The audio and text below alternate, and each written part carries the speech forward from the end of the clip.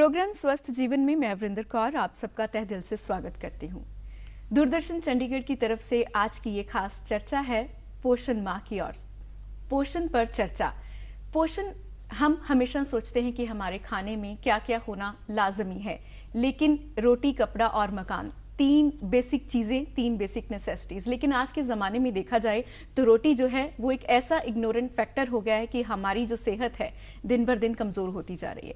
इसीलिए आज की इस खास चर्चा में आप सबका स्वागत है और इस विषय पर चर्चा करने के लिए हमारे साथ हैं doctor Vivek Trivedi, social development officer, municipal corporation Chandigarh, doctor Bhavneet Bharti, director principal, doctor BR Ambedkar state institute of medical science, और miss Sarita Godwani, state consultant Poshan Abhiyan Chandigarh administration की तरफ से। आप सबका स्वागत है। सबसे पहले बात करते हैं पोषण माह के बारे में। तो हमें पोषण माह मनाने की जरूरत क्यों पड़ी सर? देखिए, पोषण जो है एक सर्वव्यापी सब्जेक्ट है। पोषण ज़्यादातर कुपोषण और पोषण से संबंध रखता है, और पोषण और कुपोषण ज़्यादातर जो है हमें सामाजिक तौर पे हम देखते हैं कि कैसे कुपोषण जो है हमारी समाज की व्यवस्था और समाज की अर्थव्यवस्था को डिस्टर्ब करता है। जी। ज़्यादातर कुपोषण जो है गरीब वर्ग से जोड़ा गया है, और उसमें भी अगर हम जाएंगे सबसेट्स में तो गरीब वर्ग में भी महिलाएं और बच्चों को जोड़ा गया है। जी। आप देखेंगे चाहे कोई भी स्टेट रहा हो जहाँ से माइग्रेंट्स लेबर्स आपकी निकलती है, उनके बच्चे आपके खेल रहे हैं, कभी कुछ प्रॉब्लम है, मालन्यूट्रिशन के शिकार होते हैं। इन्हीं सब चीज़ों को ध्यान में रखते हुए राष्ट्रीय स्तर पे एक राष्ट्रीय कार्यक्रम पोषण अभियान हुआ। उसके अंतर्गत जो है पोषण माह, पोषण पखवाड़ा सेलिब्रेट किए जा रहे हैं, और इस सब की शुरुआत जो है हमारे प्रधानमंत्री नरेंद्र मोदी जी ने 2018 में महिला दिवस, अंतर्राष्ट्रीय महिला दिवस के उपलक्ष्य में इसको लॉन्च किया। आज 5 वर्ष हो गए हैं। आज पूरा देश एक मुहिम बना के इसके ऊपर काम कर रहा है। जी। सर ने बात करी कुपोषण के बारे में। अगर लेमन लैंग्वेज में जानना चाहे तो कुपोषण एक्चुअल में क्या है डॉक्टर साहब? देखो, कुपोषण सर ने 2 तरह बात किया। इन्होंने कहा कि गरीबों में वैसा है। कुपोषण को हम कहते हैं मैल न्यूट्रिशन। मैल न्यूट्रिशन अंडर भी हो सकती है, ओवर भी हो सकती है। जी। तो दोनों किस्म की प्रॉब्लम्स होती हैं। सो ना वो अंडर होना चाहिए, ना ये ओवर होना चाहिए। जी। तो इसलिए ये मनाने की जरूरत भी इसलिए जरूरी है क्योंकि इंडिया में मैल न्यूट्रिशन का स्तर बहुत ज़्यादा है। जी। सो अगर देखा जाए तो हमारे जो फिगर्स आते हैं वो नेशनल फैमिली हेल्थ सर्वे की तरफ से आते हैं। जी। और रिसेंटली जो 2019-20 का था, जी, तो उसमें भी हालांकि देयर हैज थोड़ा सा इम्प्रूवमेंट है, लेकिन फिर भी मैल न्यूट्रिशन अभी काफ़ी सिवियर है। जी। तो अगर हम सोचें कि अंडरवेट देखें, स्टंटिंग देखें, तो उन सब में, या वेस्टिंग देखें, ये वर्ड्स यूज किए जाते हैं different types of malnutrition के लिए। जी। अंडरवेट मतलब उस उम्र के हिसाब से वेट कम होना। जी। स्टंटिंग मतलब उस एज के हिसाब से उसका लंबाई या हाइट कम होनी। और वेस्टिंग है कि जिस वेट के लिए, जिस उसका हाइट है उसके लिए उसका वेट कम होना। जी। तो ये डिफरेंट वेज से हम मैल न्यूट्रिशन को नापते हैं। जी। और इसमें देखा गया है कि जैसे स्टंटिंग है, तो अगर भारतवर्ष में 38% पिछले 4 में था, तो अभी 35 हुआ है। जी। तो उसी तरह से अगर वेस्टिंग के थोड़ा थोड़ा इम्प्रूवमेंट है, लेकिन ज़्यादा नहीं। जी। तो हमारे चंडीगढ़ में अगर बात करें तो उसमें 4 और 5 में काफ़ी इम्प्रूवमेंट हुई है। जी। तो अगर स्टंटिंग के तो 28 से 25 पे आ गया है। जी जी जी। तो उसी तरह से हमारी अगर अनीमिया के जो माइक्रोन्यूट्रिएंट डेफिशिएंसीज हैं, वो पिछली बारी जब हमने किया था तो बहुत ज़्यादा थी, नियरली 70% था। उसमें चंडीगढ़ ने काफ़ी इम्प्रूवमेंट दिखाई है। जी। तो अब 50 to 60% में आ रहा है। तो ये हमारे माइक्रोन्यूट्रिएंट डेफिशिएंसीज हैं। जी। सो वो अमीर फैमिलीज में भी होगा, मतलब ऐसा नहीं है कि इसका कोई अमीरी और गरीबी से लेना देना नहीं है। सो उसमें भी होगा। जी। मैम, सप्लीमेंट्री फूड के बारे में हम जब बात करते हैं तो सप्लीमेंट्री न्यूट्रिशन आपके अकॉर्डिंग क्या होना चाहिए 6 साल तक के बच्चों के लिए? जैसे कि हमारे यहाँ पर चंडीगढ़ में 450 आंगनवाड़ी सेंटर्स हैं। तो हमारे समाज कल्याण, महिला एवं बाल विकास डिपार्टमेंट के अंतर्गत हम लोग सभी को सप्लीमेंट्री न्यूट्रिशन फूड प्रोवाइड कर रहे हैं। तो जैसे कि आपने कहा कि सप्लीमेंट्री न्यूट्रिशन, तो वो एडिशनल फूड है जो आंगनवाड़ी पे हम daily hot cook meal provide करते हैं। जी। वो होता है कि सुबह भी बच्चों को डाइट दी जाती है as per the norms of government of India, जितनी मात्रा कैलोरी और प्रोटीन की देनी है वो दे रहे हैं, लेकिन वो एडिशनल डाइट है। उससे ये होता है कि बच्चा घर जाके भी अपना खाना खाए, कि हम लोग सोचे कि जी आंगनवाड़ी पे बच्चा खाना खा के आ गया, दैट्स इट, उसका पेट भर गया, तो वो चीज़ अगर हम सोच के चलेंगे तो माल न्यूट्रिशन खत्म करना थोड़ा मुश्किल होगा। लेकिन ये है कि जैसे काउंसलिंग करते हैं आंगनवाड़ी वर्कर्स भी अपने घर के दौरे करके आती हैं, तो वो जाके जानकारी देती हैं कि आपने अपना खाने का पूरा ध्यान रखना है, बच्चे को समय समय पे खाना खिलाना है। और जो अभी हम पीछे प्रोग्राम चला रहे हैं जिसमें एक हमारा अमृत कैंपेन है, उसमें हमने जो सीवियरली एक्यूट मालनरिश, जो कुपोषित हैं बच्चे, उनको आइडेंटिफाई करके उनके लिए एक प्रोग्राम बनाया जिसमें स्पेशली आंगनवाड़ी वर्कर्स पूरी उनकी डाइट फॉलो करती हैं कि उन्होंने क्या खाया, कौन से टाइम पे वो खाना खा रहे हैं, और मदर की पूरी काउंसलिंग करती हैं कि उसको कौन से टाइम पे खाना है। इसमें एक बहुत इंटरेस्टिंग चीज़ ये है कि माँ की काउंसलिंग के साथ साथ ये पोषण अभियान में ये जो सोच थी, ये प्रधानमंत्री जी की थी कि माँ के साथ हम परिवार के और सदस्यों को भी जोड़ें, जैसे मदर इन लॉ, हस्बैंड, उनके घर के और पेरेंट्स। तो ये जो जागरूकता, ये पोषण माह जो मनाया जा रहा है, इसमें सभी को जोड़ना है। जन आंदोलन को जन भागीदारी में बदलने वाली बात को हमने साकार करना है कि सभी बात इसके साथ जुड़े। सर, भारत एक विशाल देश है, हर एक प्रांत का जो खाना है वो अलग अलग है। ऐसे में हम पूरे देश को, हर गांव में, हर शहर में कैसे लोगों को अवेयर कर सकें कि इस पोषण माह में खास तौर पर कि अपनी जो डाइट है आपको इसकी तरफ कैसे अपना ध्यान केंद्रित करना है। देखिए, जैसे आपने बोला देश विविधताओं का देश है, तो इसमें सबसे पहले जो एक ज़रूरत होती है कि हमें स्थानीय स्तर पे, जैसे कि अगर हम आजकल जो हो क्या रहा है, मार्केट का दौर है, कमर्शलाइजेशन है, तो हमें हर चीज़ केरला की, चंडीगढ़ में हम यूज़ कर रहे हैं, राजस्थान की कहीं कर रहे हैं। बट पोषण अभियान में मुझे लगता है, जो मेरा व्यू है, कि स्थानीय चीज़ों को प्राथमिकता दें। जैसे गुजरात की अगर बात करेंगे, कुछ जो ड्राई एरियाज़ हैं, राजस्थान का बेल्ट है, महाराष्ट्र का, यूपी का बेल्ट है, तो वहाँ ज्वार, बाजरा, इनकी किस्में जो हैं अधिकतर मात्रा में। तो अगर हम स्थानीय फसल, स्थानीय जो सीरियल्स हैं, कार्बोहाइड्रेट्स और प्रोटीन के फॉर्म में, उनको लेंगे तो शायद वो बॉडी के लिए और अच्छा रहेगा। और स्थानीय स्तर पे इन चीज़ों का प्रोत्साहन होगा। नहीं तो क्या होगा कि हम भटक से रहें कहीं ना कहीं, जहां एडवर्टीजमेंट, विज्ञापन और कमर्शलाइजेशन के दौर में हम उन चीज़ों का सेवन उन महीनों में भी कर रहे हैं जो शायद ज़रूरी नहीं है। तो हमें स्थानीय स्तर पे इस अभियान को स्थानीय चीज़ों के साथ भी जोड़ना पड़ेगा। आप क्या कहेंगे मैम, आपके पास अगर केसेस की बात करें, प्रैक्टिकलिटी की बात करें, तो कैसे लोग आते हैं कुपोषण को लेकर स्पेशली? देखो, अगर बात कर रहे हैं, बात ठीक है, लोकल फूड्स को बढ़ावा देना, प्रोत्साहन देना सही है। जब हम न्यूट्रिशन की बात कर रहे हैं तो बैलेंस्ड मील देना। अब बैलेंस्ड में क्या है कि हमारे जो पौष्टिक तत्व हैं उनको देखना, कार्बोहाइड्रेट्स, फैट्स, प्रोटीन्स और साथ में माइक्रोन्यूट्रिएंट्स। सो वो हमें सारी चीज़ों की ज़रूरत है।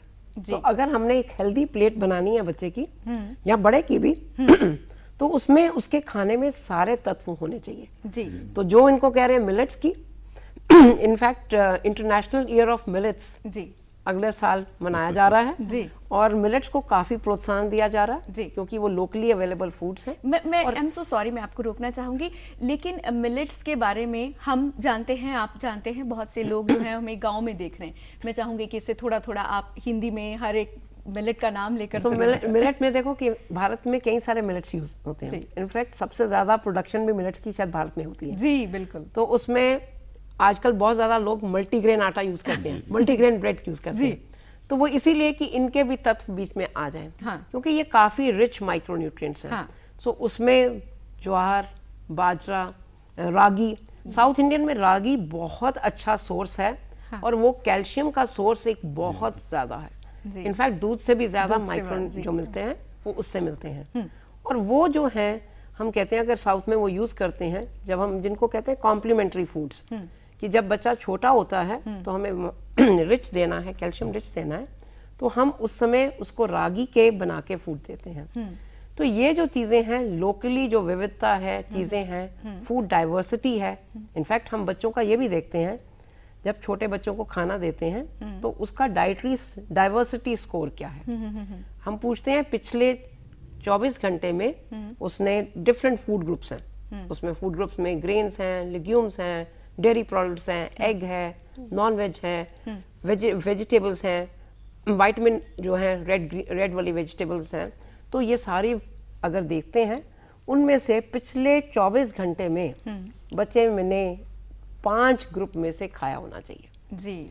सो कई बारी हम कमर्शियल फूड्स दे देते हैं, चीजें दे देते हैं जी, उससे बच्चे को पूरे तत्व, पौष्टिक तत्व नहीं मिलते। जी मैम ने बात करी है इनडायरेक्टली प्रोसेस्ड फूड की। जब आप पेरेंट्स से मिलते हो, बच्चे आपके पास आते हैं, आपकी तरफ से खाना उनको दिया जाता है पौष्टिक आहार, आपको प्रैक्टिकली सोसाइटी में क्या चैलेंजेस जो हैं वो ज़्यादा फेस करने पड़ते हैं? मैं इसमें ये जोड़ना चाहूँगी कि हमारे सप्लीमेंट्री न्यूट्रिशन प्रोग्राम के अंदर हम बाजरा और ज्वार सीजन के अकॉर्डिंग हम देते हैं। उसमें जब हम रोस्टेड बाजरा या ज्वार देने की बात करते हैं और जो अभी तक हमारे पास फीडबैक आते हैं तो प्रेग्नेंट लेडीज कहती हैं हमें ये ज्वार नहीं चाहिए, ये बाजरा नहीं चाहिए, हमें आप कुछ और या तो कुछ और डाइट दीजिए जैसे हेल्दी। क्या वजह क्या लगती है? वजह उनको लगती है कि ये टेस्टी नहीं है, तो they want to make it tasty. फिर हमारी आंगनवाड़ी वर्कर्स उनकी काउंसलिंग करती हैं कि आप इसको इसमें सब्जियां मिला के खाओ, इसमें अच्छे से तड़का, जैसे खिचड़ी नमकीन खिचड़ी बना के खाओ या इसका मीठा बना के खाओ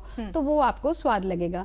तो वो काउंसलिंग से सुधार आ रहा है। Behaviour change is a long process और उसमें टाइम लगेगा, लेकिन जैसे कि हम देख रहे हैं, जैसे अभी पोषण का भी थीम है पोषण माह का कि ट्रेडिशनल फूड को अपनाना है, या जो हम पीछे से जोड़ते आ रहे हैं, जब दादी नानी बात करती हैं अपने खाने की तो वो याद आता है कि बाजरे की रोटी हम कितनी खाया करते थे या हम रागी कितना यूज करते थे, वो एक नॉर्मल चीज हुआ करती थी। लेकिन जब हम मिलेट्स, वही एक वर्ड आता है मिलेट्स, तो लगता है कुछ पता नहीं क्या फैंसी जैसा हमारे बीच में आ गया है, और जब वही ज्वार बाजरा के रूप में आ जाता है तो लोगों को लगता है कि ये टेस्टी नहीं है। तो इसके लिए अभी वक्त चेंज होने का, जैसे मैम कह रहे हैं कि नेक्स्ट ईयर मिलेट्स ईयर है, तो ये टाइम है कि हम सब अपने आप में वो चेंजेस लाएं और पहचाने कि ये मिलेट्स हमारे अपने हैं, हमारी देश से ही, ये हमारी संस्कृति है जो पीछे हमारे बुजुर्ग यूज करते आए हैं और हमने उसको छोड़ के गेहूं और मैदा की ओर रुक कर लिया है, तो जंक फूड की ओर चले गए हैं। तो वो चेंज करना, बिहेवियर चेंज करना बहुत जरूरी है। बेसिकली देखो, लोगों को यह समझाना कोई भी खाना कैसे पौष्टिक रहता है जी, जितना वो मूल रूप में है, जितना ओरिजिनल फॉर्म में है, उसके तत्व रहेंगे। जैसे जैसे आप उसको प्रोसेस कर दोगे, जितने अल्ट्रा प्रोसेस्ड फूड्स हैं, अगर हम कहें केक्स हैं, पेस्ट्रीज हैं, स्वीट एंड बेवरेजेस हैं, ये सारे अल्ट्रा प्रोसेस्ड फूड्स हैं जी, वो अपना पौष्टिक तत्व नहीं रखेंगे जी। सो अगर ये बात सबको समझ आ जाए और ये समझ आए कि उसकी यूटिलिटी सालों साल में किसकी रहेगी जी, तो लेकिन हम तो ऐसा है ना कि हम अपनी रसोई से बाहर का खाना ज्यादा पसंद करते हैं। हम चाहते हैं कि जो पसीना रसोई में बहा रहे हैं वो हम कहीं जिम में बहा दें। एक्चुअल में रियलिटी ये है, हम बच्चों को कन्विंस तो तब करेंगे ना अगर पेरेंट्स कन्विंस्ड होंगे। तो पेरेंट्स को कैसे कन्विंस किया जाए कि आप घर पे खाना पकाइए और बच्चों को भी खिलाइए? देखो, बेसिकली ये बिल्कुल ठीक बात है। बच्चे, चिल्ड्रन आर द ग्रेटेस्ट इमिटेटर्स जी, वो रोल मॉडल्स देख रहे हैं जी। जब रोल मॉडल्स ऐसे होंगे वो क्या करेंगे जी, ठीक है। बाकी डेफिनेटली बच्चों को थ्रेट्स हैं एनवायरनमेंट से, वो एनवायरनमेंट में देख रहे हैं। जैसे इन्होंने बात किया कि आंगनवाड़ी है, अगर आंगनवाड़ी के पास में ही एक छोटी दुकान होती है, उसमें कुरकुरे भी हैं, चिप्स भी हैं, चीजें भी हैं, तो बच्चे पहले कहते हैं वो लेके फिर आंगनवाड़ी के अंदर जाते हैं। तो बेसिकली थ्रेट्स टू न्यूट्रिशन बहुत हैं जी। मतलब सोसाइटी में देखें कि अगर हम खाने वाले जॉइंट्स ज्यादा बन गए, वो एडिक्टिव भी हैं जी। अगर कोल्ड ड्रिंक्स कहें तो एडिक्टिव है, इजीली अट्रैक्टिव है, वो अट्रैक्टिव भी हैं, एडिक्टिव पोटेंशियल भी है। सो वो चीजें के वो ध्यान रखना, और साथ में जैसे पेरेंट्स आजकल टीवी के साथ, कार्टून्स के साथ खाना खिलाना जी, सो ये भी बहुत कॉमन है। सो वो डीलिंक करना, बच्चे को देना, उसका एपेटाइट सेंटर को बताना कि उसको अब खाना पूरा हो गया जी, फिर उसके बाद उसको बंद करो। उसको सिग्नल्स ही नहीं मिलते जी। So we have to give them the right signals, right food, right signals, right environment जी, that will help the child. ये आपने बहुत इंपॉर्टेंट बात जो है वो करी है मैम, लेकिन ज्यादातर पेरेंट्स की ये शिकायत रहती है कि हमारे बच्चे विलिंगली खाना ही नहीं चाहते। तो इस प्रॉब्लम को कैसे सॉल्व किया जाए?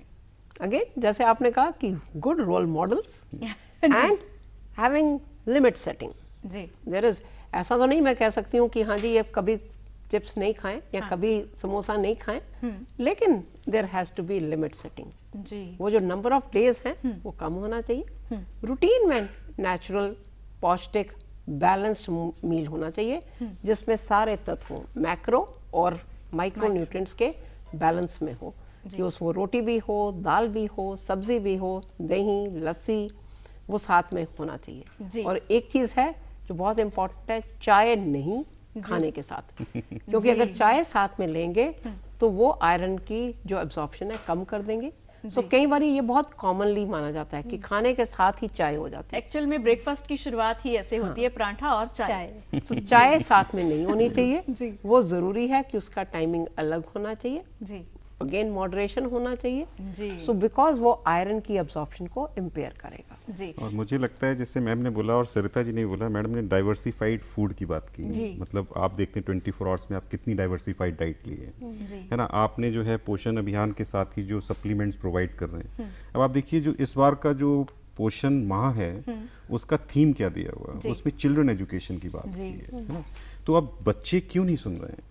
बच्चों तो एक ऐसी एज है जहाँ पे आप उनको परामर्श देंगे, उनको रोल मॉडल्स की वजह से मैम ने बात की, तो मुझे लगता है वो लाइफ लॉन्ग उसको अडॉप्ट कर लेते हैं जी। और उनकी इम्बाइब हो जाता है कि yes I know the balance diet. आप देखिए 6-7 क्लास अपनी क्लास में जाइए तो मुझे लगता है पहला क्वेश्चन ही 6-7 साइंस में व्हाट इज बैलेंस डाइट जी। है ना, बचपन से पढ़ाया जा रहा है। जब हम पढ़ रहे हैं उसके बाद भी आज के बच्चे अगर वो आंगनबाड़ी में जाने से पहले चिप्स ले लेते हैं या हमारे बच्चे चिप्स कोल्ड ड्रिंक में हैं, तो हमें सबसे पहले परामर्श की व्यवस्था रखनी पड़ेगी बच्चों की, जिसमें कि बच्चों को खुद हमें पता हो कि हमारी न्यूट्रिशनल वैल्यू क्या चाहिए हमें, जी। है ना। और उनको खुद डिसीजन लेना आना चाहिए कि जो मार्केट के जो फोर्सेज जी। हैं, जिसको कि आप कह सकते हो उपभोक्तावादी जो दृष्टिकोण है, जी, जी, जी। वो बच्चों को समझ में आएगा तो वो अपनी केयर करेंगे। ऐसा नहीं कि पूरे देश में पोषण, बट कुछ खास वजह से मैंने, मैडम ने भी वैसे डिफ्रेंशिएट किया, मैंने भी डिफ्रेंशिएट करने की कोशिश की कि गरीबी और अमीरी, पोषण कुपोषण दोनों जगह है, जी है ना। अच्छा, अगर अमीरों में बात करें तो अमीरों में कैसा कुपोषण है? देखिए अमीर, जैसे मैडम ने बात की कि अंडर एंड ओवर, ओवर में ओबेसिटी है। जी they are using that protein और फैट और कार्बोहाइड्रेट इन एक्सेस। जी। और जैसे एक वो बहुत अच्छी सूक्ति थी, शायद हमारे पेरेंट्स बचपन में बोलते थे, खाओ पियो चखो ना, जी ठीक है, देखो भालो तको ना, चलो फिरो थको ना। जी। तो ये बहुत सिंपल सी लाइन्स हैं जो आपके पेरेंट्स कभी बताते थे। उनका पर्पस ही था कि आप खाएं लेकिन चखें जी। नहीं। आज बच्चे चख रहे हैं, है ना। जी। उनकी जो डाइट है, सपोज रोटी की बात की आपने, दलिया की बात की, खिचड़ी की बात की, ठीक है, उनको आज के संदर्भ बच्चों को भी हमें समझाना पड़ेगा, खिचड़ी वैसी नहीं दे मूंग की दाल की, बट ऐड समवेयर आप उसमें बेबी कॉर्न ऐड कर दीजिए, आप उसमें ब्रोकली ऐड कर दीजिए, you know, make some fascination to them जी, जी, जी। And let them choose what exotic vegetables they want to जी। यूज। और यही गरीबी में जाएंगे तो मजबूर हैं लोग, जी। मजबूर हैं। क्यों? जब उसके सोल्यूशन की बात करते हैं सर, तो हम एक बार उनको खाना दे सकते Yes, हैं आंगनबाड़ी yes, में। yes. पूरे दिन की डाइट को कैसे बैलेंस करेंगे? देखिए पूरे दिन की डाइट बैलेंस, जैसे मैम तो एक्सपर्ट हैं इस चीज़ की। आप देखिए बैलेंस डाइट में क्या चाहिए होता है, उनको चपाती चाहिए होती है, carbohydrates, carbohydrate in the form of potato is the highest, मतलब हम कह सकते हैं पोटैटो में अच्छा कार्बोहाइड्रेट होता है। और पोटैटो प्लस आपके जो सीरियल्स हैं, है ना, प्लस आपकी जो लेंटिल्स हैं, दालें हैं, है ना। ऐसा नहीं कि सारी दालें अनअफोर्डेबल हैं। अगर आप देखेंगे भी, मतलब मैं स्लम्स और रिहैबिलिटेशन कॉलोनीज में काफ़ी टाइम देखा है, इनकी फैमिलीज के बच्चे घर से निकलते हैं शाम को तो ऑयल, मस्टर्ड ऑयल कटोरी में लेके आते हैं। They don't purchase the entire bottle क्योंकि it can't be affordable for them.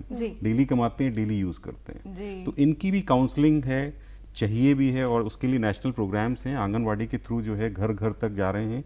Even मैं तो आज तारीफ करूंगा, आज के मौके पे चंडीगढ़ सोशल वेलफेयर डिपार्टमेंट ने पोषक लड्डू का लॉन्च किया चंडीगढ़ में, है ना। जो लड्डू शायद हमारी दादी और मम्मी बनाती थी, जो आपकी आटा, बेसन, उसमें चने के पाउडर, जैगरी, है ना, ये सारी चीजें मिक्स करके वो लड्डू बना के घर घर उनका वितरण किया जा रहा है। जी, ये कैसे आप करते हो प्रैक्टिकली? जब हम बात करते हैं हर घर में कैसे पहुंचाए जाते हैं ये लड्डू? जो ये लड्डू का लॉन्च अभी माननीय गृह मंत्री जी द्वारा किया गया 30 जुलाई को ही, तो ये अभी रिसेंटली लॉन्च हुआ है। ये प्रत्येक गर्भवती महिला और स्तनपान कराने वाली माता के लिए लड्डू दिया जा रहा है।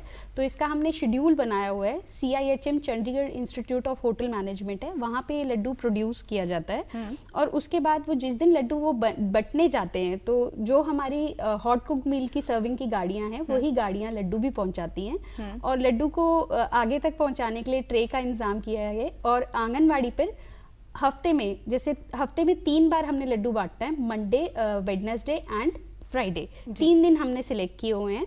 उन दिनों में गर्भवती महिलाएं, मंडे और वेडनेसडे को तो महिलाएं आंगनवाड़ी सेंटर पे आती हैं, और फ्राइडे वाले दिन घर घर जाके लड्डू खिलाया जाता है आंगनवाड़ी द्वारा।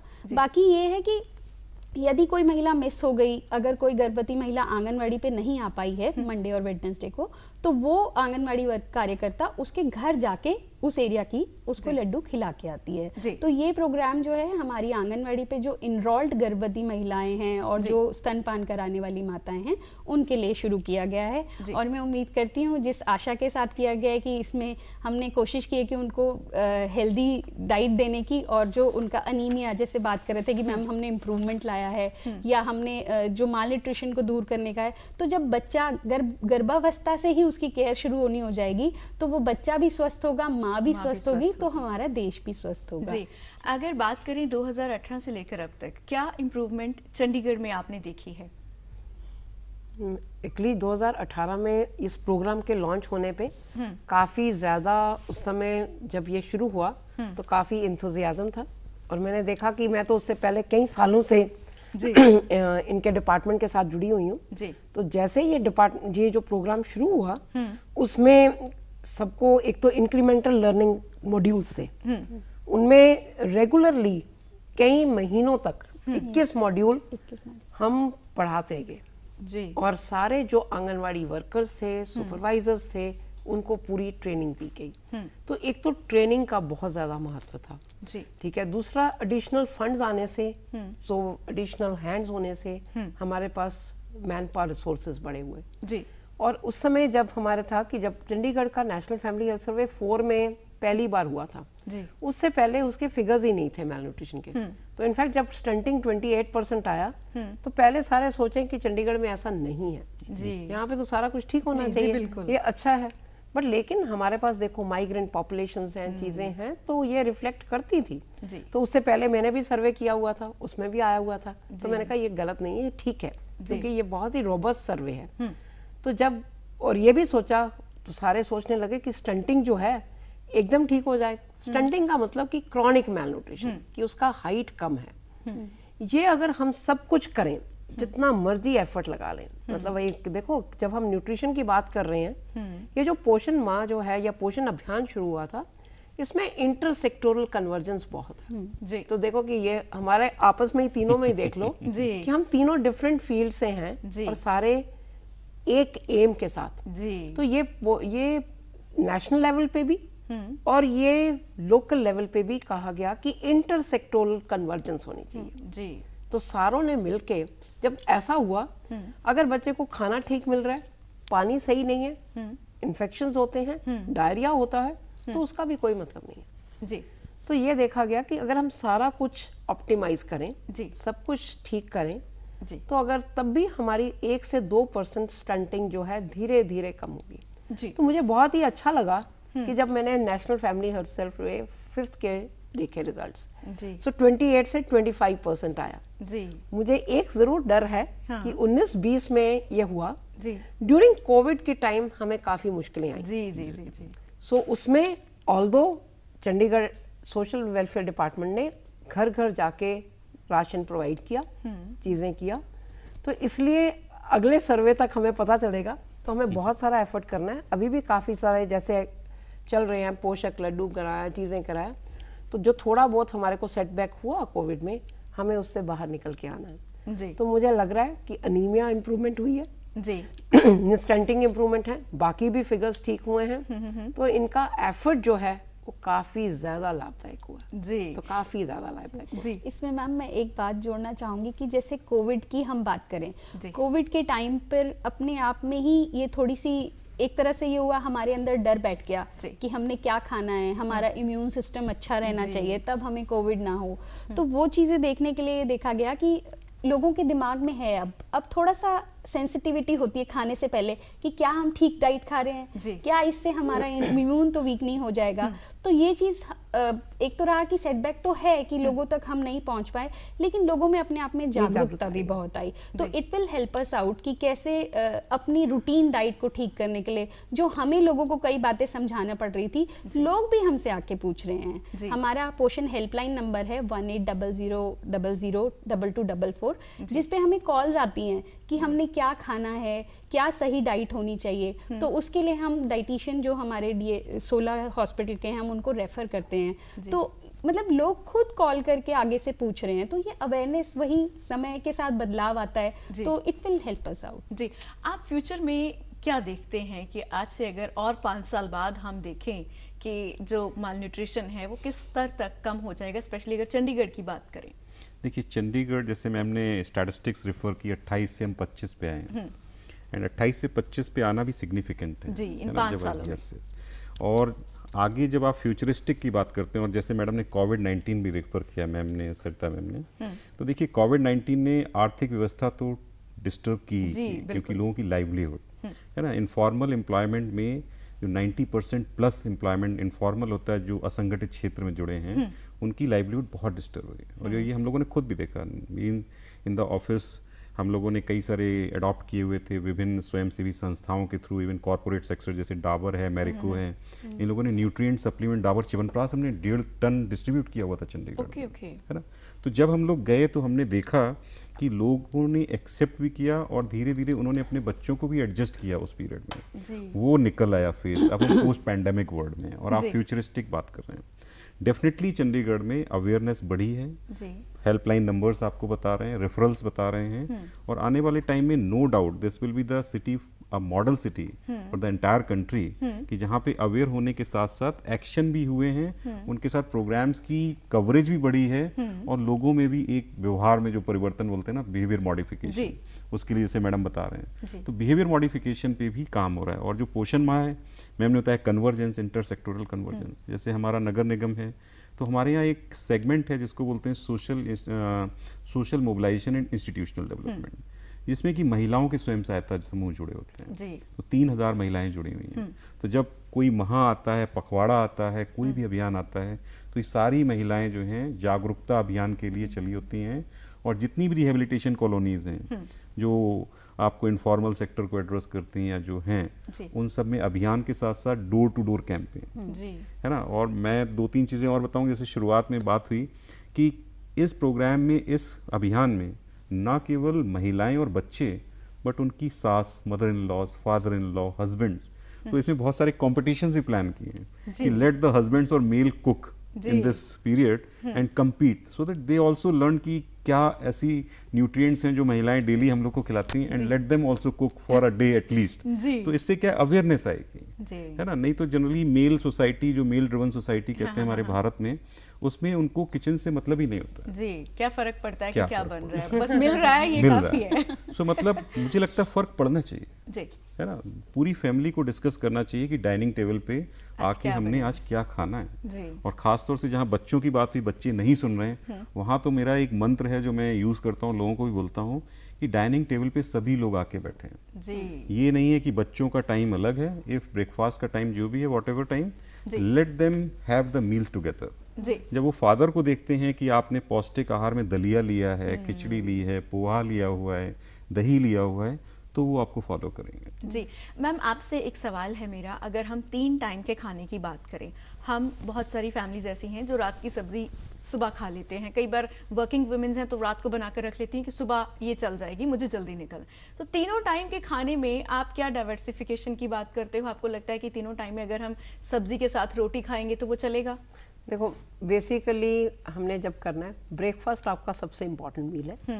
हम ये चाहते हैं कि ब्रेकफास्ट मिस नहीं होना जी। और ये भी देखा गया अगर ब्रेकफास्ट मिस हो तो बच्चों की परफॉर्मेंस पे फर्क होता है। सेकंड, आपके पास अब ब्रेकफास्ट में आपने देखा, आपने एक हेल्दी फूड प्लेट बनानी है जी, चाहे 3 टाइम खाना है या 2 टाइम खाना है या स्नैक्स खाने हैं। बेसिकली जो खाना है उसमें जो तत्व हैं वो होने चाहिए जी। अगर हम सारे कहते हैं अगर रोटी ली है सुबह, वो हम देते हैं, ऑप्शंस देते हैं। आपको कार्बोहाइड्रेट में कुछ भी हो सकता है, आपकी राइस बेस्ड हो सकती है, आपकी व्हीट बेस्ड हो सकती है, आपकी मिलेट बेस्ड हो सकती है, आप कुछ भी ले सकते हैं जी। फिर साथ में प्रोटीन हो सकता है, प्रोटीन आप एग लेते हो, अंडा लेते हो तो वैसा ले सकते हो जी। आपने चने बेसन का पूड़ा बनाना है वैसा हो सकता है। सो तभी जो डाइटिशियंस हैं वो हेल्प करती हैं प्लान करने के लिए जी। क्योंकि जैसे विविधताओं का देश है, हमें समझते हैं अगर इडली सांभर लेते हैं तो वो भी सही है जी। सो अगर गुजराती खाना खाते हैं तो वो भी सही है। सो हमें देखने कि कौन से तत्व हैं जो हमने किया और डाइवर्सिफाई है। लंच के टाइम में अगर जम्मू कश्मीर देखें तो वो कहेंगे कि हम चावल बेस्ड खाएंगे, बाकी पंजाब कहेंगे तो वो रोटी खाएंगे, अगर सर्दियों में कहेंगे तो मक्की की रोटी खाएंगे। तो जब डाइवर्सिफिकेशन की बात करें तो ये सारी चीजें होनी चाहिए। सो अगर मक्की की रोटी, साग, लस्सी अगर ली तो आपके पास कार्बोहाइड्रेट्स भी हो गए, आपके पास विटामिन रिच साग भी हो गया, लस्सी ली तो प्रोटीन्स, कैल्शियम भी हो गए, तो आपकी सारी चीजें आ जाती हैं जी। तो उसी तरह से आपको प्लानिंग में जी सब ध्यान कुछ रखना रखना है, चाहिए। देखना है। एक ये खाने का विषय ऐसा विषय है, इस पे जितनी बातें कर लो उतनी ही कम लगती हैं, लेकिन वक्त की जो सीमा है हमें उसका थोड़ा ध्यान रखना पड़ता है। सो आज की ये चर्चा को हमें यहीं पर समाप्त करना पड़ेगा। आप सबसे बात करके बहुत अच्छा लगा और उम्मीद है कि जो हमारे देखने वाले हैं, सुनने वाले हैं, सबको आज की इस चर्चा से कुछ ना कुछ अपने खाने के लिए खास जरूर मिला होगा। आप सभी का तहे दिल से शुक्रिया आज की इस चर्चा में शामिल होने।